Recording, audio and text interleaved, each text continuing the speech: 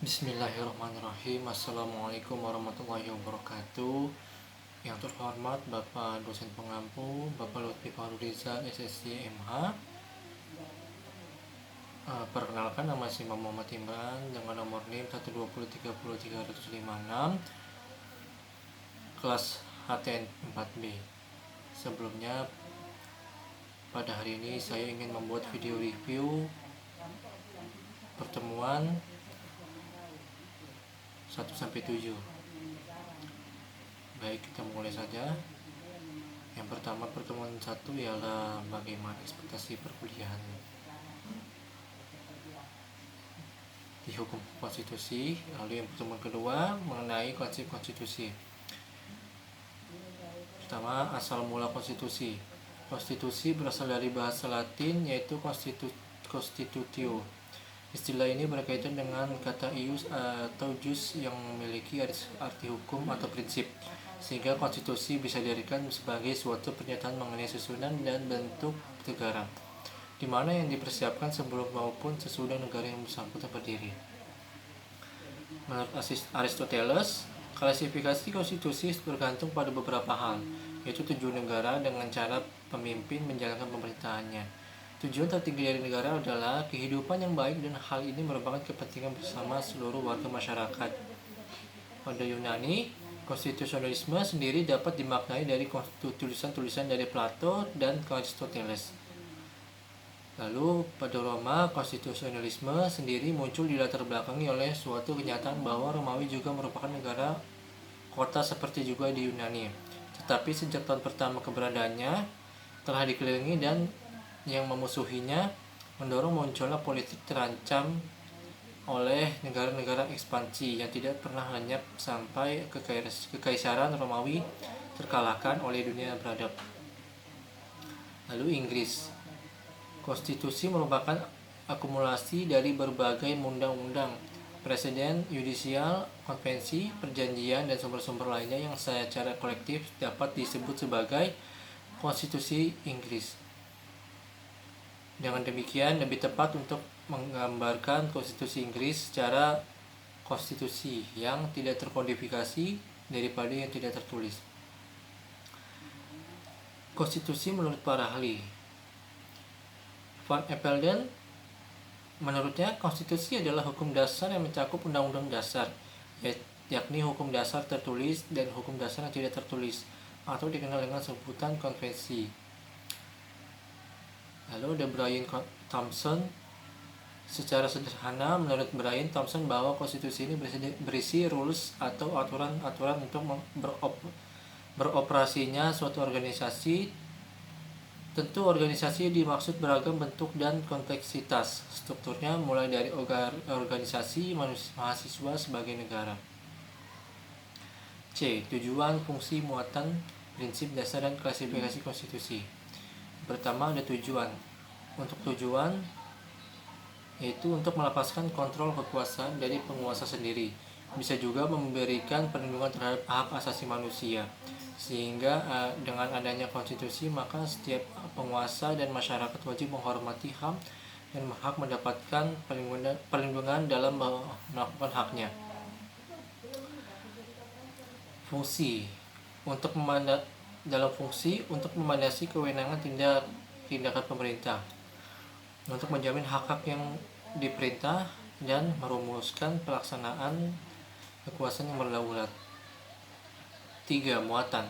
Ada 3 muatan dalam konstitusi, yaitu pembentukan lembaga atau organ negara, pembagian kekuasaan atau kewenangan antar lembaga organ tersebut, dan yang terakhir pengaturan hubungan kewenangan antar lembaga atau organ negara tersebut. Prinsip dasar. Cita hukum adalah dimaksud semangat, visi, misi, dan obsesi yang melatar belakangi lahirnya atau dibuatnya suatu aturan hukum yang seringkali berhubungan dengan tempat dan di mana aturan tersebut dibuat. Lalu yang kelima, klasifikasi. Dalam konstitusi ada 5. Yang pertama, konstitusi tertulis dan konstitusi dalam bentuk tidak tertulis. Selanjutnya, yang kedua, konstitusi fleksibel dan konstitusi rigid. Ketiga, konstitusi derajat tinggi dan tidak berderajat tinggi. Keempat, konstitusi serikat dan konstitusi kesatuan. Kelima, konstitusi sistem pemerintahan presidensial dan konstitusi sistem parlementer. Lalu pertemuan ketiga yaitu membahas tentang sejarah konstitusi. Secara sejarah konstitusi sebagai suatu kerangka kehidupan politik telah disusun melalui dan oleh hukum sejarah sejak zaman Yunani. Dan pada saat itu telah mengenal beberapa kumpulan hukum. Pada tahun 624 sampai 404 Masehi, kemudian pada masa Kekaisaran Romawi, pengertian konstitusi diartikan suatu kumpulan ketentuan serta peraturan yang dibuat oleh para kaisar. Dalam konstitusi ada perkembangan. Rule of law adalah prinsip hukum yang menyatakan bahwa negara harus diperintah oleh hukum dan bukan sekedar keputusan pejabat. Secara individual, prinsip tersebut biasanya merujuk pada pengaruh dan wewenang hukum dalam masyarakat, terutama sebagai pengatur perilaku, termasuk perilaku para pejabat pemerintah.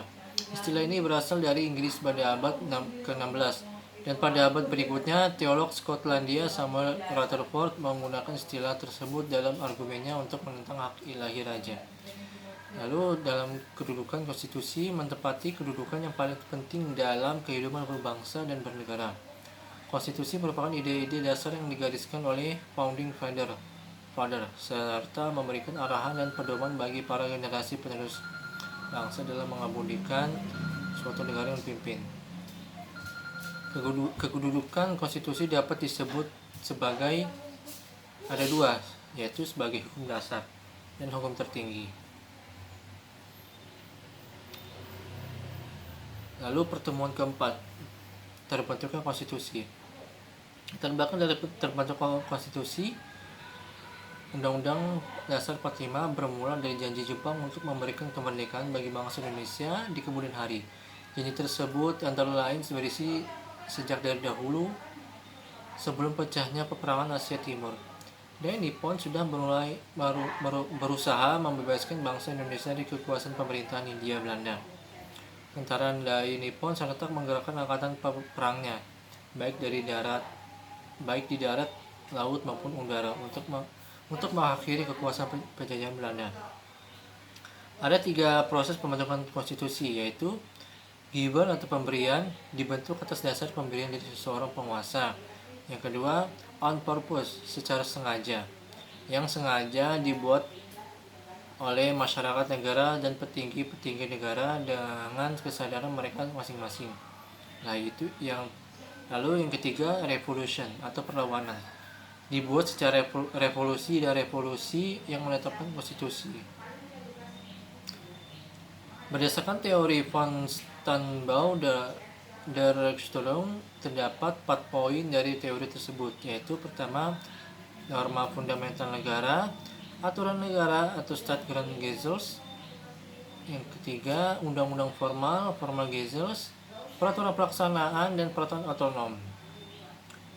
Hal-hal yang mempengaruhi konstitusi asal undang-undang dasar diantaranya ideologi dan norma. Pertemuan kelima, isi dan sifat konstitusi. Isi konstitusi. Menurut KCM Weyher, dalam wacana politik KC Weyher membagi konstitusi ke dalam 2 pengertian, yakni untuk menggambarkan seluruh sistem ketatanegaraan suatu negara dan kumpulan berbagai peraturan yang membentuk serta mengatur atau mengarahkan pemerintahan.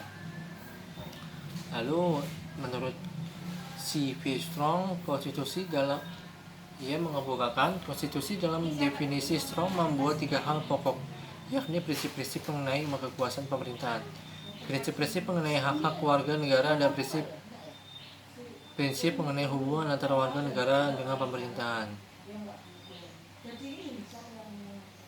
B. Sifat konstitusi.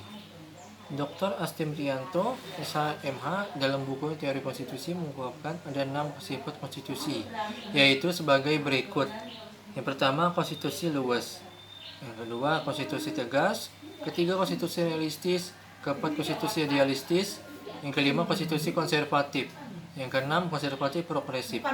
Pertemuan keenam mengenai nilai konstitusi. Nilai konstitusi adalah nilai atau value sebagai hasil penilaian atas pelaksanaan norma-norma dalam suatu konstitusi dalam kenyataan praktik. Sehubungan dengan hal itu, para penstudi hukum ketika berbicara masalah nilai konstitusi maka selalu mengacu pada teori yang diajukan oleh Carl Lowenstein dalam bukunya Reflection on the Value on Constitution in All Our Revolutionary. Carl Lowenstein membagikan 3 tingkatan nilai konstitusi, yaitu nilai normatif, nilai nominal, dan nilai semantik. Lalu selanjutnya pertemuan ke-7 mengenai perubahan konstitusi.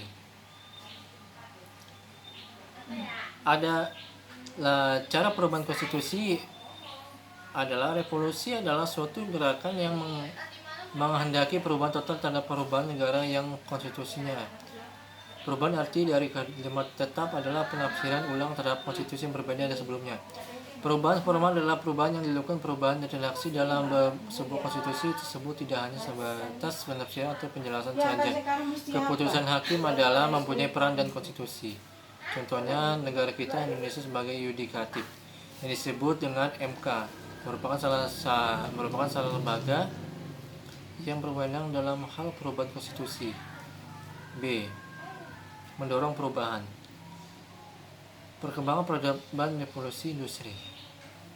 Perang faktor eksternal yang menyebabkan negara harus mengambil antisipasi bagaimana bisa untuk bertahan. Krisis moneter. Negara kesejahteraan. Bandingan masyarakat. C. Amandemen formal. Pada umumnya, konstitusi bersifat kaku, rigid dengan tujuan. Konstitusi diubah hanya dengan pertimbangan yang matang, bukan alasan sederhana atau serampang. Rakyat harus diberi kesempatan mengungkapkan pandangan sebelum dilakukan perubahan. Dalam sistem federal, perlu adanya persetujuan negara bagian. D. Cara perubahan konstitusi oleh lembaga legislatif. Pertama, fixed quorum of member and qualified vote. Yang kedua, pembubaran legislatif dan diikuti dengan pemilu sidang gabungan oleh rakyat melalui referendum oleh sebagian besar negara bagian oleh suatu badan khusus. Bentuk-bentuk perubahan fixed quorum of vote. Penggantian renewal merubah suatu konstitusi dengan konstitusi yang baru, tidak menyisakan sedikit daripada konstitusi yang lama, atau perubahan total. Perubahan amandemen. Yang pertama, menambah ketentuan, yang kedua mengurangi ketentuan, yang ketiga mengubah ketentuan. Sekian yang bisa saya review, kurang lebihnya mohon maaf. Wabillahi taufiq wal hidayah. Wassalamualaikum warahmatullahi wabarakatuh.